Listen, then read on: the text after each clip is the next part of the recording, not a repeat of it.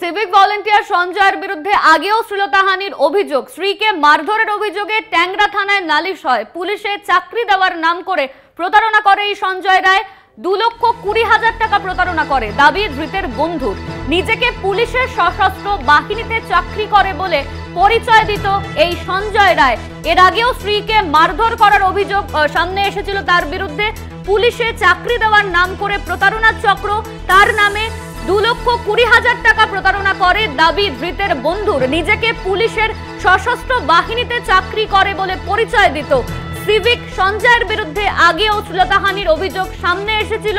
স্ত্রীকে মারধরের অভিযোগে ট্যাংরা থানায় নালিশ করা হয়।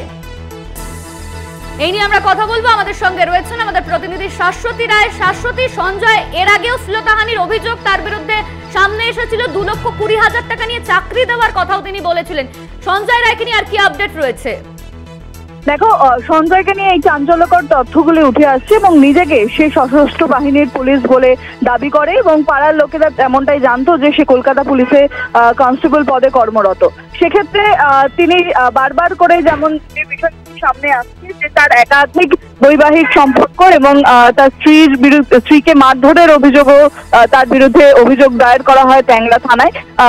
প্রতিবেশীরা তেমনটাই জানাচ্ছেন এবং সে তার এক বন্ধুর থেকে প্রায় 2,20,000 টাকা পুলিশের কনস্টেবল পদে চাকরি করে দেওয়ার নামে টাকা নেয় এবং পরবর্তীকালে সে যখন টাকা ফেরত দিতে পারে না তখন সে প্রতিশ্রুতি দেয় যে কনস্টেবলের চাকরি না হলেও তার যে বাড়ি ভাড়া রয়েছে সেটিকে সে তার নামে করিয়ে দেবে।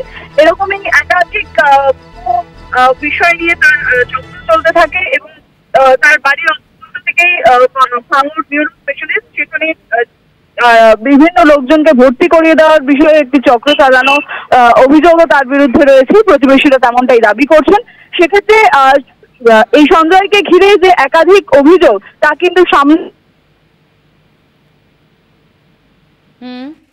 তার যে পূর্ববর্তী যারা স্ত্রীরা রয়েছেন তারাও কিন্তু একাধিক অভিযোগ করেছেন থানায় এবং তার বিরুদ্ধে একাধিক অভিযোগ রয়েছে ইতিমধ্যে। সেক্ষেত্রে সিভিক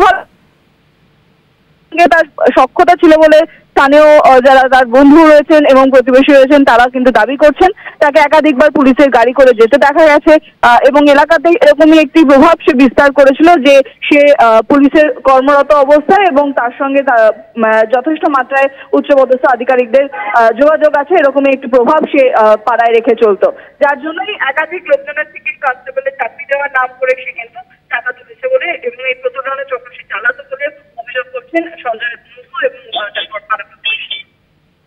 ধন্যবাদ তোমার শাশ্বতী। আমাদের সঙ্গে ছিলেন আমাদের প্রতিনিধি শাশ্বতী রায়। সিভিক ভলেন্টিয়ার এই সঞ্জয়ের বিরুদ্ধে আগেও শ্লীলতাহানির অভিযোগ ছিল, স্ত্রীকে মারধরের অভিযোগ করা হয়েছিল ট্যাংরা থানায়, আর পুলিশের চাকরি দেওয়ার নামে প্রতারণা করে এই সঞ্জয়। সঞ্জয়ের বন্ধু তিনি ঠিক কি অভিযোগ করেছেন শোনাবো আপনাদের।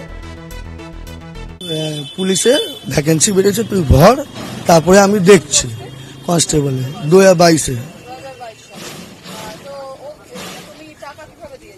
আমি অনলাইনে দিয়েছি যখন যখন ওর প্রয়োজন থাকতো সেরকম অন্য অন্য কারণ দিয়ে। মোট 2,20,000 অ্যাট নো ইন্টারেস্ট। প্রথমে নিজেকে ইন্ট্রোডিউস করেছিল কি আমি কলকাতা আর্ম পুলিশের সার্ভিস হোল্ডার কনস্টেবল র্যাঙ্কে। আমি ওকে চাপ দিতে আরম্ভ করলাম, ওইখানে আসতে বন্ধ করে দিল। প্রথমে বললো কি আমি তোকে যদি না দিতে পারি তোকে আমি বাড়ি করে দেবো, মানে তোর নামে পাইয়ে দেবো, বাড়িওয়ালার সাথে কথা বলে ঠিক আছে আমি তোকে সেটিং করিয়ে দেবো, হয়ে যাবে, আমার বাড়ির অসুবিধা আছে। তারপরে যখন চাপ আমি দিতে আরম্ভ করলাম ও এখানে আসতেই ছেড়ে দিল। আমার 1-1.5 মাস আগে ও সব কিছু করতো নেশাতে, আর আইসাইটটা খুব খারাপ মেয়ের সম্বন্ধে। এইটা আমার পার্সোনালি পাড়ায় অনেক মারধর খেয়েছে। কেন কি ও তো কাণ্ড করে, কাণ্ড করলে যে না করে, মানে ভাবো না কাউকে ইপটিজিং করছে, পরিচিত লোককেই করছে, হ্যাঁ সেরকম, হ্যাঁ মার খেয়েছে। অভিযুক্ত সঞ্জয় রায়ের মা এবং প্রতিবেশী তারা ঠিক কি দাবি করেছেন শোনাবো আপনাদের। ছেলে শেষবার কবে এসেছিল আপনার সাথে দেখা করতে? আমার সঙ্গে কোনো দেখা হয়নি। মা কাজে যাচ্ছে, একদম জল খেয়ে চলে গেল। কবে সেটা? বউ মারা যাওয়ার পর বউ কবে মারা গেছে ওনার? অনেকদিন মারা গেছে, 6 মাস হলো। 6 মাস হয়ে গেছে। কি করে মারা গেছে? ক্যান্সার। ক্যান্সার হয়েছে। কত বছর বিবাহিত জীবন ওনার? ওই বিয়ে করে বেশি দিন সংসার করলো না।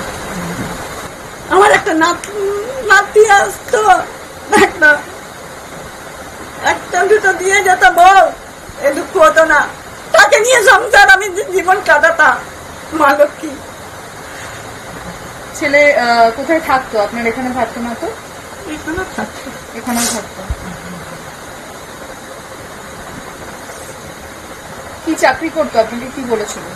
পুলিশে চাকরি। কি পরে বেরোতো? ওই একটা এনসিসি যেতে বাগিয়ে খাকি রঙের জামা। বাবা মায়ের সম্মান দেখতে গেলাম, শ্বশুর শাশুড়ির সম্মান দেখতে গেলাম। আপনি কখন জানতে পেরেছেন এরকম ঘটনা? আমি আজকে ননদ এসে বললো তোমার ছেলেকে টিভিতে দেখাচ্ছে, দেখতে গেলাম, টিভিতে দেখতে পেলাম। আর কি হবে? আপনি কি বিশ্বাস করেন যে আপনার ছেলে আমার ছেলে কোনো রেপ কেস করতে পারে না, জানেন রবীন্দ্রনাথ?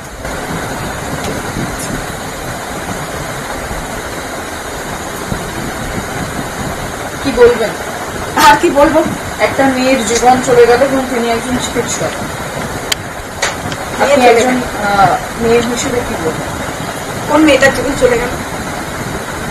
যে মেয়েটা, যে চিকিৎসকের মৃত্যুর জন্য আপনার ছেলেকে গ্রেপ্তার করা হয়েছে, সেই মেয়ের নামটি কি? তার নাম বলা যায় না। সঙ্গে নামটা বলা যায়। সে তো মেয়েটা চলে গেল, বউটাকে একবার দেখিয়ে দিন, বউটাকে একবার দেখিয়ে দিন।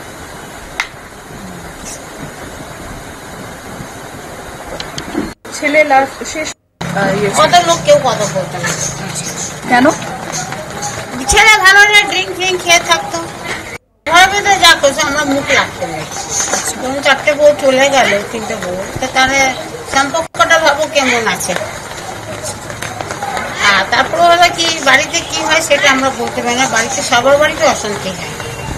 আর ওরা তো পুলিশের চাকরি করে।